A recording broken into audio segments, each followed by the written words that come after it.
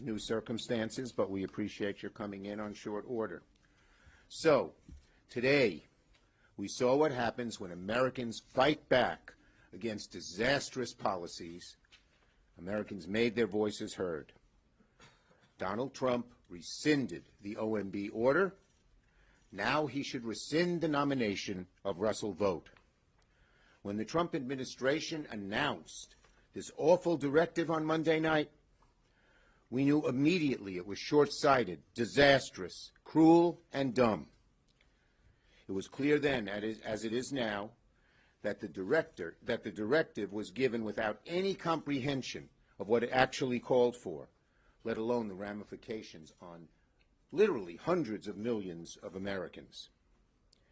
And the American people are outraged from one end of the country to the other, and it is clear that President Trump and his minions are feeling the heat. Did President Trump know he was kneecapping cops and firefighters from purchasing literally life-saving equipment like bulletproof vests and breathing gear? Did President Trump know that he was destroying Puerto Rico's assistance program, leaving 1 million Americans hungry? Did President Trump know that he was essentially shuttering community health centers, rural hospitals, food pantries? If he didn't, Democrats made sure he learned it real quick.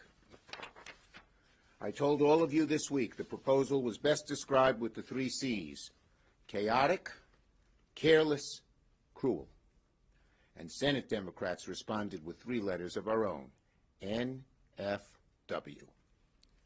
This should be a lesson to President Trump that following Russell Vought and Project 2025 is a loser. Russell Vought was the architect of Project 2025. He was the architect of the OMB memo. He will be the architect of more losses for President Trump if he keeps Vought on the team. There's no doubt about it. This memo was a catastrophe. And I assume President Trump will hold those behind this memo accountable, or he's going to get into more and more trouble if he follows their dictates. If Donald Trump has actually decided, and finally, to put the needs of Americans first, he must rescind the nomination of Russell Vought immediately. Though the Trump administration failed in this tactic, it's no secret they will come back again and again and again. The Trump administration, feeling the heat, rescinded this heartless memo. But it's also clear by their intent they still plan to freeze funding in this way or another way. And whatever hoops they may try to jump through, we know they will come back at this again and again and again because their billionaire buddies want to implement Project 2025, and they will try any which way they can to get it done. But whenever they do, I promise you that Senate Democrats will be there to call it out, to fight back, to defend American families. Senator Murray. Well, never in my time in the Senate have I seen a president cause so much chaos and panic and damage in such a short amount of time. As President Trump has caused with his brazen and illegal move to freeze federal grants across the government and across the country, the Trump administration, through a combination of sheer incompetence, cruel intentions, and a willful disregard of the law, caused real harm and chaos for millions over the span of just 48 hours. But we learned something important. When the American people speak out with one voice, when regular people stand up, it makes a difference. This victory belongs to everyone who raised their voice. But make no mistake, the fight is far from over. My phone was ringing off the hook, and it still is. You know, everyday Americans actually understand that a freeze like this would hurt them, cause serious problems in their lives, and make their lives worse. Homeless shelters kicking out kids, clinical trials getting canceled, child care providers laying people off, roads and bridges not getting built, cops not getting hired. You know, while people like Elon Musk may not feel the pain of a single one of those cuts or delays, everyday Americans who work hard every day expect a fair shake and expect the government to be there when it counts. They knew this would be catastrophic. But again, and please understand this, the fight is not over. Because even though after the intense outcry from the American people, Trump has now admitted this was a colossal mistake by rescinding the guidance, the threat, the chaos, the panic can't just be wiped away. We have a lot of work to do right now to make sure all the funding now actually does get moving again. This is not like turning on a light switch. And as we just saw through the chaotic rollout, it's complicated stuff. So we will all be watching very closely to make sure the funds get to where they belong ASAP. And even afterwards, no one is forgetting what they just tried to do and what they are still doing. Make no mistake, the Trump administration is still illegally holding up billions of dollars across the federal government through their day one executive order. You don't have to take my word for it. The White House press secretary just said, and I quote, "This is not a rescission of the federal funding freeze. The president's executive orders on federal funding remain in full force and effect and will be rigorously implemented." That means they are still blocking investments Congress passed into law to help our communities. They are still blocking things like international aid, clean air and water projects, investments in new clean energy jobs, and a lot of other projects funded by the bipartisan infrastructure law, which Trump is stopping with his illegal executive orders.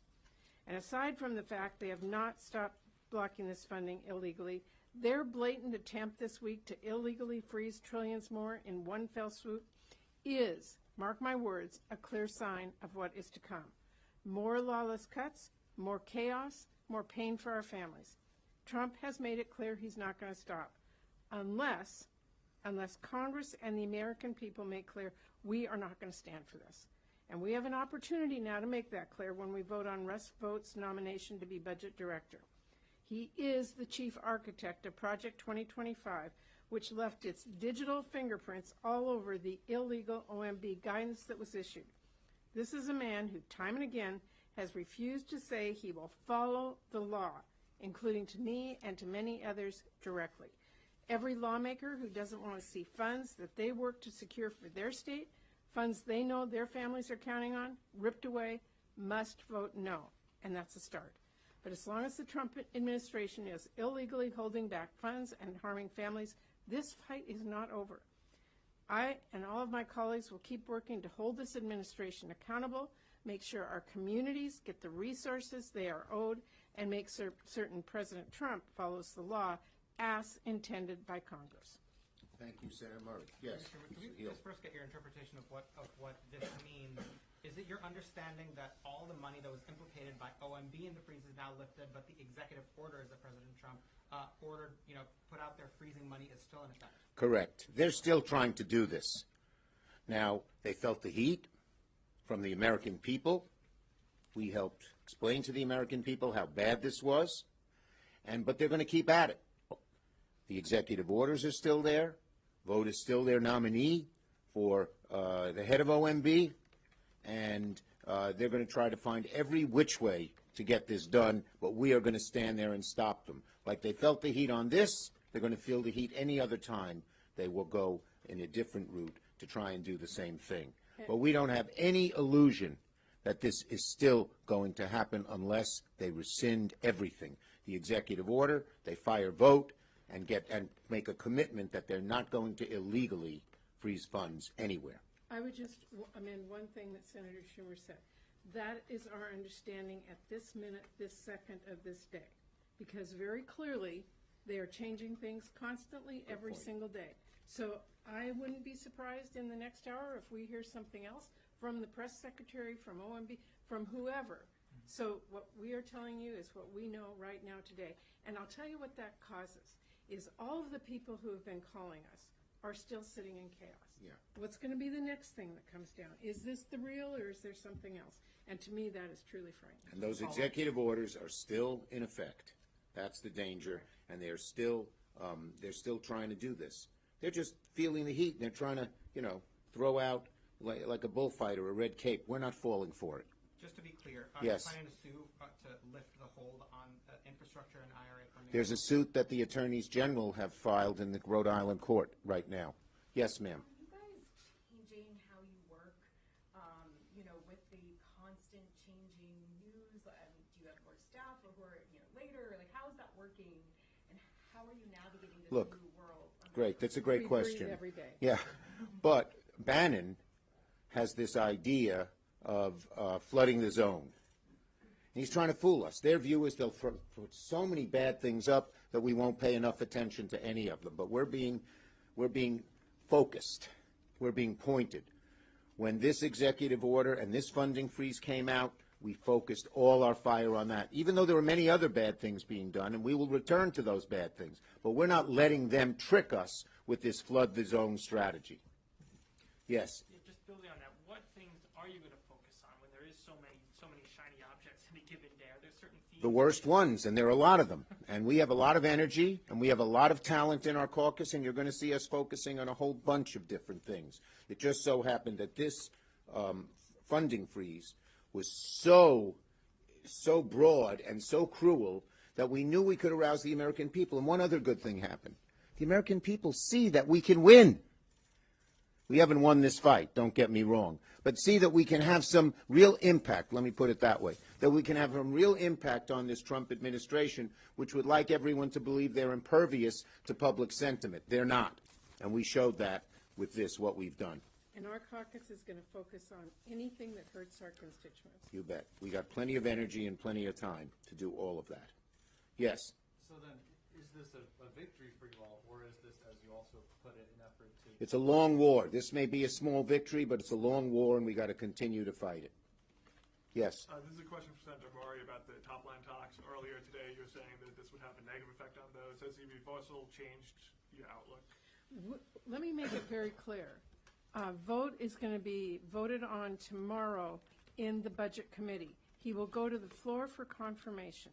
If the Republicans support him to be their OMB director and confirm him to do that, he has made it clear from across the board that he believes he has the power.